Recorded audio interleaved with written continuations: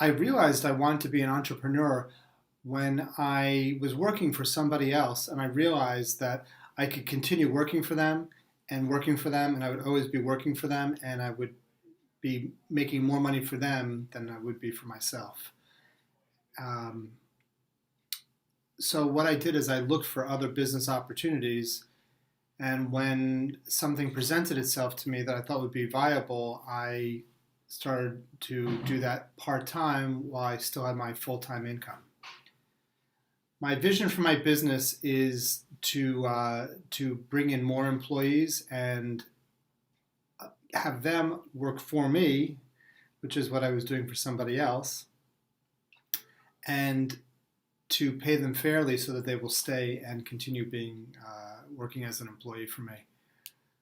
Uh, what strategies do I am I using? Well, hiring good employees is probably the toughest part of my job.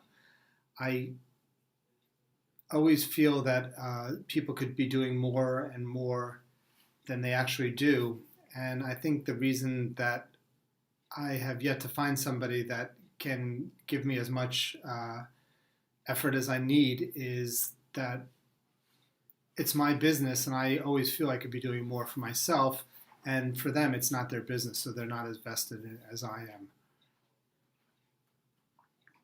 How do I make my company better? I continually change the way I do things.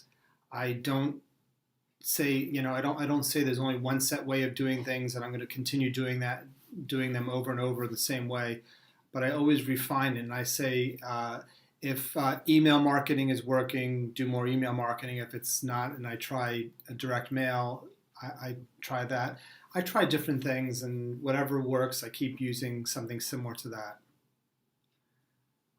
Uh, how would I characterize my life as an entrepreneur? Very busy. I work a lot of hours. I probably work a good um, 50 hours a week, Monday through Friday, physically, at my office. And I think that not everyone is cut out to be an entrepreneur. And sometimes I don't think I am. Sometimes I think I would have done much better. Actually, I know I would have done much better financially working for somebody else. But would I have enjoyed that as much, or would I have had the flexibility that I have now? Probably not. I I sell to different markets, and among the markets that I sell to are uh, student college student groups and nonprofits. I sell to a lot of nonprofit organizations, and what I do is I use things that I'm selling to those customers successfully, and then I send postcards of those successful campaigns to those other customers and potential customers so they can see what other school groups are doing or other nonprofits are doing and adopt those campaigns. And that's really one way that I use to build my customer base. Is I get a lot of referral business from my current customers, but then what I do is I also branch out to customers that are similar to the people that are currently buying from me, and I market to them, showing them again what I've done for other people in the same type of business or organizations. In terms of advertising, I do very little actual advertising because I find what works better is direct mail, email marketing, what's called lumpy mail, which means you're sending somebody a sample of something, so the package itself is lumpy, um, and that's that. I think those are the best ways to build your customer base and to get your customers to give you more and more business. And I think that it's also good to reward your customers, to give them gifts, to send them a gift when they a handwritten note or and a gift every time they refer someone to you. That's always important because it encourages them to refer more people to you. I do networking events. I go to networking lunches and networking events of all sorts of things. They have BNIs and Chamber of Commerce lunches. I do those, and when I go there, inevitably one or more of my customers are there, and they say, "Oh, you did such a great job for me."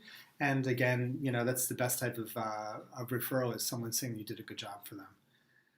I never received a loan from a bank until recently, and the the best advice I can give people about using banks is the only time banks want to lend you money is when you already have money.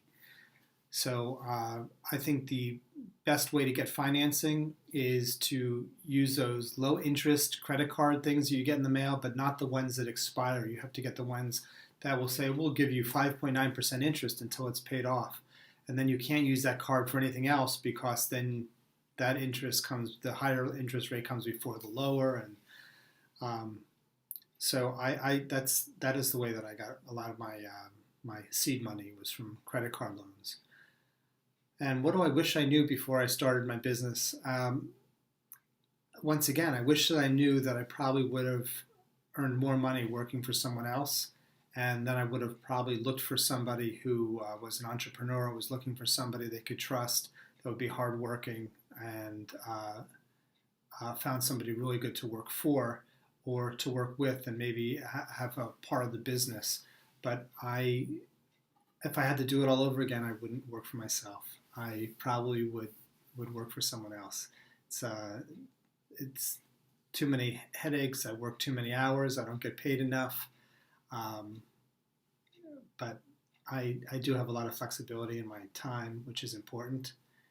And I just wish I'd known how much work I would put in, and that there would be pay periods I wouldn't be able to pay myself because I'd have to, pay my employees first, and if there's no money left over, I wouldn't be able to pay myself. Sorry, just being honest. That's it.